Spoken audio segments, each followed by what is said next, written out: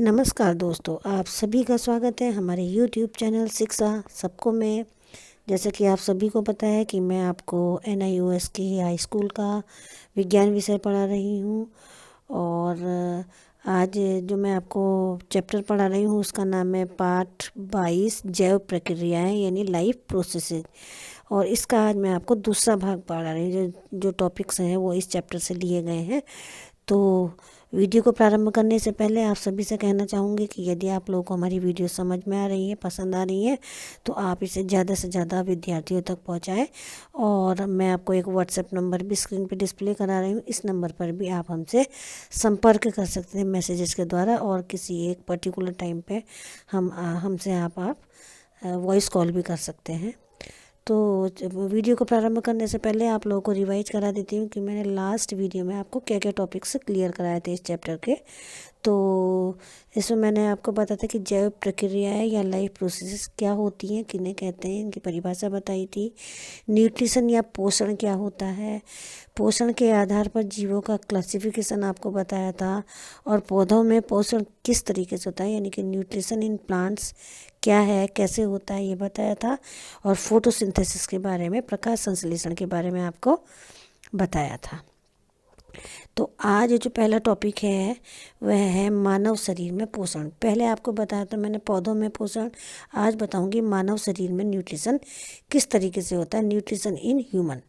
तो देखिए, संपूर्ण पोषण की प्रक्रिया में निम्न चरण होते हैं। मतलब मानव शरीर में जो पोषण या न्यूट्रिशन की प्रोसेस है उसमें निम्न चरण होते हैं। देखिए कौन कौन से हैं। सबसे पहला है अंतर्ग्रहण या इंजेशन, दूसरा है पाचन यानी डाइजेशन, तीसरा है अवशोषण यानी एब्जॉर्प्शन, नेक्स्ट है स्वांगीकरण या एसिमिलेशन, तथा लास्ट है इजेशन या बहिक्षेपण।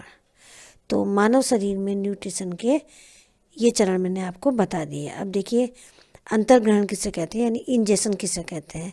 साफ पता चल रहा है शब्द से ही कि ग्रहण किया जाना, यानी मुख के द्वारा भोजन का अंतर्ग्रहण किया जाता है। तो अंतर्ग्रहण की प्रक्रिया होती है मुख के द्वारा। तथा उसके बाद जो पाचन का प्रोसेस है वह कार्य, पाचन का कार्य जो है वो मुख से यानी माउथ से प्रारंभ होकर छोटी आंत स्मॉल इंटेस्टाइन में पूरा होता है। तो दो प्रोसेस हो गई, इजेशन हुआ मुख में, और जो डाइजेशन है वो टोटल मुख से लेके छोटी आंत में पूरा होगा। इसके बाद आता है एब्जॉर्प्शन। तो एब्जॉर्प्शन की जो न्यूट्रिशन का एब्जॉर्प्शन पार्ट है, एब्जॉर्प्शन प्रोसेस है, वह होती है छोटी आंत में। छोटी आंत में की दीवारों में छोटे छोटे से विलाई या अंतरांकुर होते हैं, जिनमें रक्त वेसल्स रक्त वाहिकाएँ होती हैं, ब्लड वेसल्स होती है। इन ब्लड वेसल्स में जो भोजन है, पचे हुए भोजन का वहाँ पर अवशोषण हो जाता है। अब नेक्स्ट है स्वांगीकरण या एसिमिलेशन। तो देखिए, जब भोजन अवशोषित हो जाता है तो उसके बाद भोजन का कार्य होता है ऊर्जा को उत्पन्न करना तथा कोशिका के पदार्थों को बनाने में काम आना। ये चीज़ें हो गई, ये जो प्रोसेस हो गई ये हो गई एसिमिलेशन की। तो अवशोषण के पश्चात भोजन ऊर्जा उत्पन्न करता है तथा कोशिका के पदार्थों को बनाने के काम आता है। ये हो गई हमारी एसिमिलेशन प्रोसेस। और लास्ट प्रोसेस है बहिक्षेपण या इजेशन। अब बहिक्षेपण की प्रक्रिया होती है जिसमें जो अनडाइजेस्टेड फूड है, अनपचा फूड है, वह वेस्ट के रूप में शरीर से बाहर निकाल दिया जाता है। तो इस तरीके से मानव शरीर में जो न्यूट्रिशन या पोषण होता है वह कितने चरणों में होता है, 5 चरणों में होता है, यानी अंतर्ग्रहण, पाचन, अवशोषण, स्वांगीकरण तथा बहिक्षेपण। तो यहाँ पर मैंने आपको ये बता दिया। अब देखिए, पाचन किसे कहते हैं, पाचन की परिभाषा या डाइजेशन किसे कहते हैं। तो जटिल आहार पदार्थों का सरलतम या छोटी इकाइयों में टूट कर इस प्रकार परिवर्तित होना कि शरीर की कोशिकाओं के द्वारा अवशोषित हो सके, पाचन कहलाता है। सरल शब्दों में हम ये कहेंगे कि जो जटिल आहार होते हैं तो उनका सरलतम पदार्थों में टूटना, यानी कि उस रूप में टूटना जिसे हमारी शरीर की कोशिकाएं एब्जॉर्ब कर सके, अवशोषित कर सके, तो उस प्रोसेस को हम पाचन कहते हैं। अब है पाचन तंत्र क्या होता है, यानी डाइजेस्टिव सिस्टम क्या होता है। तो देखिए, पाचन तंत्र आहार नाल अर्थात एलिमेंट्री केनाल तथा पाचन ग्रंथियों से मिलकर बना होता है। तो डाइजेस्टिव सिस्टम में आते हैं एलिमेंट्री केनाल आ गई, आहार नाल आ गई जो मुख से स्टार्ट होती है और बड़ी आंत पर समाप्त होती है, तो ये आहार नाल हो गई। और इसके में जो सहायक पाचन ग्रंथियाँ होती हैं उनसे मिलके हमारा टोटल पाचन तंत्र बना होता है। अब देखिए, आहार नाल एक लंबी नली होती है जो मुख, ग्रसनी, ग्रास नली, आमाशय, छोटी आंत तथा बड़ी आंत एवं मलाशय से मिलकर बनी होती है। तो ये हो गई हमारी आहार नाल। और पाचन ग्रंथियों में आती हैं लार ग्रंथियाँ यानी सैलिवरी ग्लैंड, लीवर और पैंक्रियाज, क्योंकि इन तीनों से जो श्रवण होता है, जिस चीज़ का भी जो जूस निकलता है या रस निकलता है, वह जो होता है हमारे पाचन में सहायता करता है। तो ये हो गई हमारी पाचन ग्रंथियाँ। इस प्रकार पाचन तंत्र का निर्माण आहार नाल एवं पाचन ग्रंथियों से होता है। अब है एंजाइम्स किसे कहते हैं। तो देखिए, एंजाइम जो होते हैं वो पाचक अंगों के द्वारा स्रावित पाचक रस या डाइजेस्टिव जूस होते हैं। ये क्या करते हैं, यह जो भोजन के जटिल अणु हैं उनको सरल अणुओं में बदलते हैं, जिससे कि वह कोशिकाओं के द्वारा एब्जॉर्ब हो सके। नेक्स्ट, ये वे केमिकल्स होते हैं जो कोशिकाओं में होने वाली रासायनिक क्रियाओं की दर को तीव्र कर देते हैं। सभी एंजाइम्स जटिल प्रोटीन होते हैं और रासायनिक अभिक्रिया के दौरान अपरिवर्तित रहते हैं, और अपरिवर्तित रहने के कारण इन्हें बार बार उपयोग में लाया जा सकता है। तो आपको यहाँ पे पता चल गया होगा कि एंजाइम्स क्या होते हैं। तो सीधे सरल शब्दों में हम कहेंगे एंजाइम्स पाचक अंगों के द्वारा स्रावित पाचक रस होते हैं जो पाचन में सहायता करते हैं, यानी भोजन के जटिल अणुओं को सरलतम अणुओं या इकाइयों में चेंज कर देते हैं। अब है आहार नाल। ये एक इम्पॉर्टेंट टॉपिक है, इसमें क्वेश्चन पूछे जाते हैं। तो देखिए, यहाँ पे एलिमेंट्री केनाल या आहार नाल के बारे में बताएंगे, वह किन अंगों से मिलकर बनी होती है और वहाँ पे क्या क्या कार्य होता है। आप ये देखिए, यहाँ पे हमने आपको फिगर भी दे रखी है।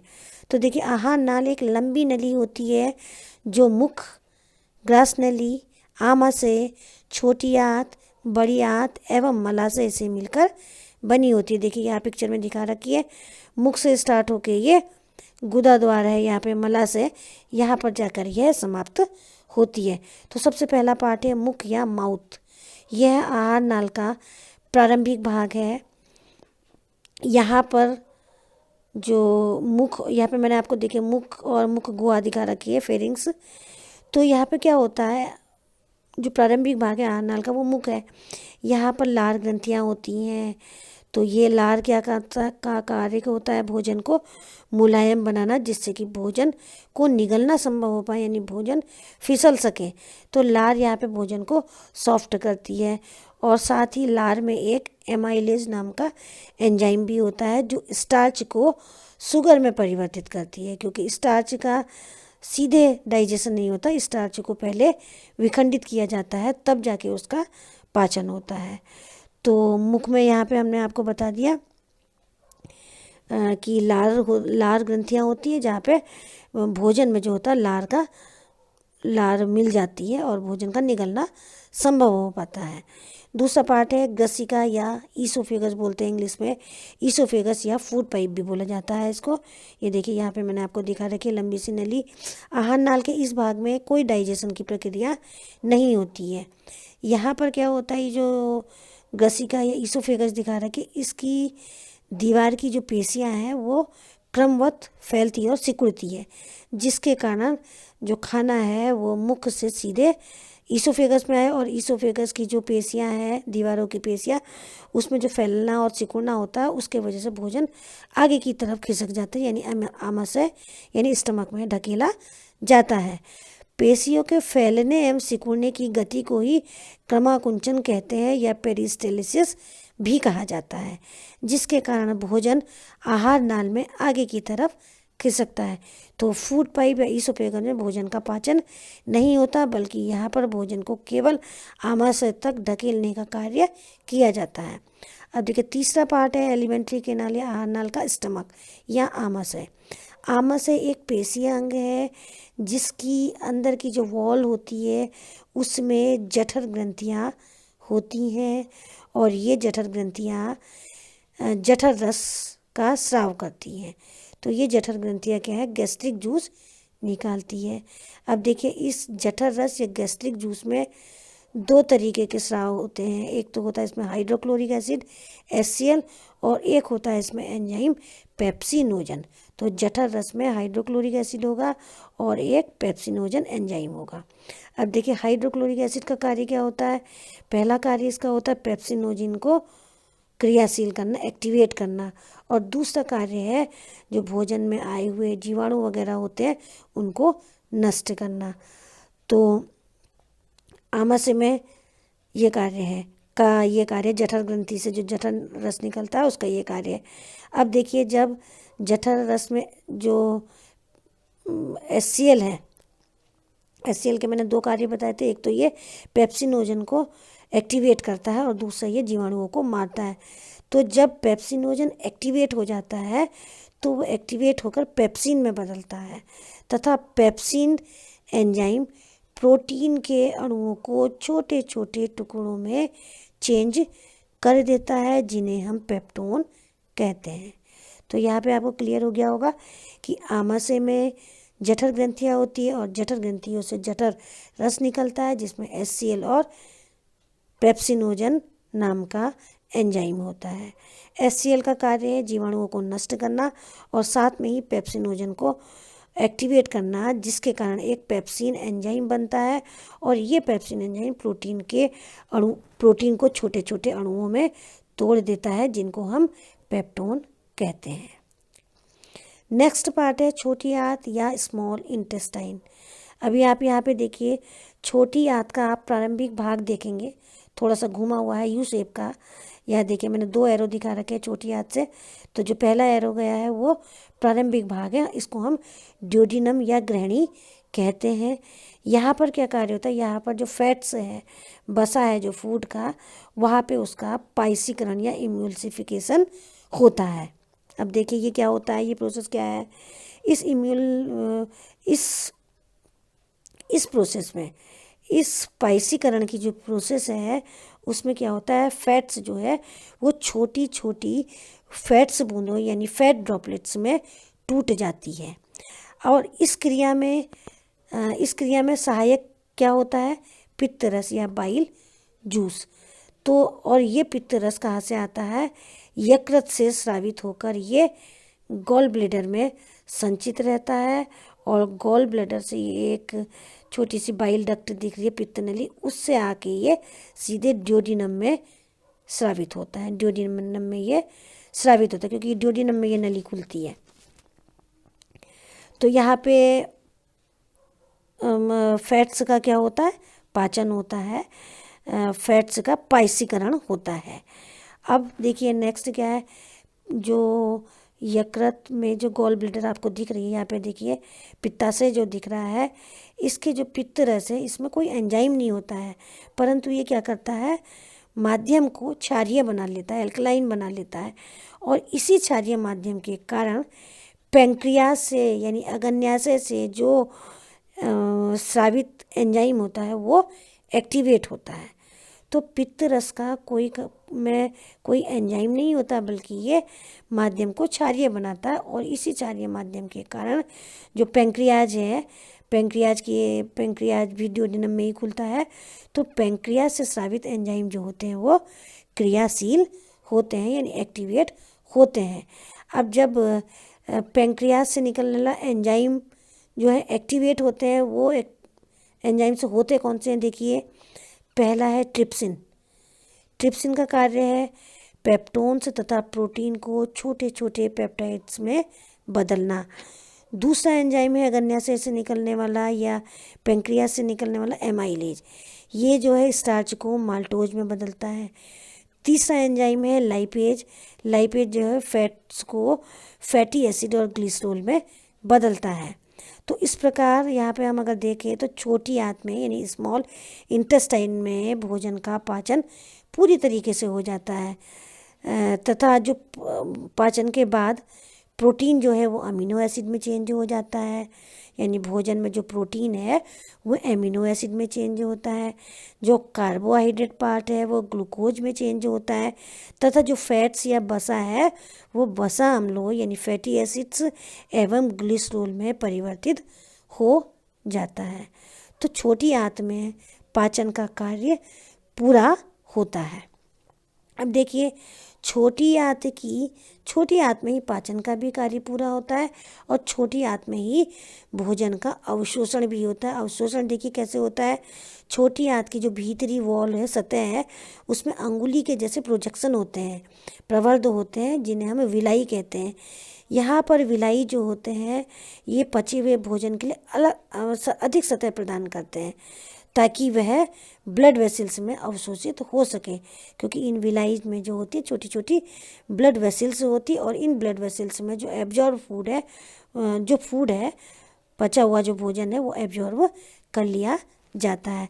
इस तरीके से हम कह सकते हैं कि भोजन का अवशोषण भी छोटी आंत में होता है तथा अवशोषित भोजन रक्त के द्वारा शरीर के विभिन्न अंगों में पहुंचाया जाता है। फिफ्थ पार्ट है आहार नाल का बड़ी आंत यानी कि लार्ज इंटेस्टाइन। ये क्या है, शरीर का यह भाग जो अनडाइजेस्टेड फूड है, अनपचा फूड है, भोजन है, उसमें से क्या करता है, ये अधिकतर जल को सोख लेता है। तो जो अनडाइजेस्टेड फूड है उसमें से जो जितना भी जल वाला पार्ट है, जितना भी जल है अधिकतर, उसको ये ये वाला भाग जो है वो सोख लेता है। और एक जो होती है, जो लास्ट में जो बचता है वो ठोस भाग बचता है जिससे विष्ठा बनती है और यह विष्ठा बड़ी आंत के निचले भाग से रेक्टम में पहुंच जाती है। रेक्टम यानी मलद्वार में पहुंच जाती है और यहाँ से इसे एनस के द्वारा शरीर से बाहर निकाल दिया जाता है। और यही इजेशन की प्रक्रिया, यहाँ पे जो ह्यूमन का न्यूट्रिशन है वो पूरा हो जाता है। और यहीं पर मैंने आपको बता दिया, ये आहार नाल के पूरा आपको सचित्र वर्णन किया है। आहार नाल के बारे में क्वेश्चन आते हैं, कहीं से भी क्वेश्चन पूछे जाते हैं और छोटी आंत से में डाइजेशन कैसे होता है इसको आप अच्छी तरीके से देख लीजिएगा। और आज की वीडियो में बस इतना ही। आगे के टॉपिक्स को जानने के लिए मेरी नई वीडियो का इंतज़ार कीजिए। तब तक के लिए धन्यवाद।